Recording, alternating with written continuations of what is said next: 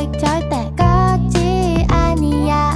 Mà môi anh mất muốn chạm mày vì em đã thích anh chưa. Chờ đợi anh để ý em mập mờ, chẳng dám đánh bắt xa bờ. Từng vần ca em viết khi đợi chờ, nghe xa nên ý nên thơ. Lại gần bên tên nói em ấm ở, từng từ bên nói xa giờ. Em ấy có bịch tróiแต่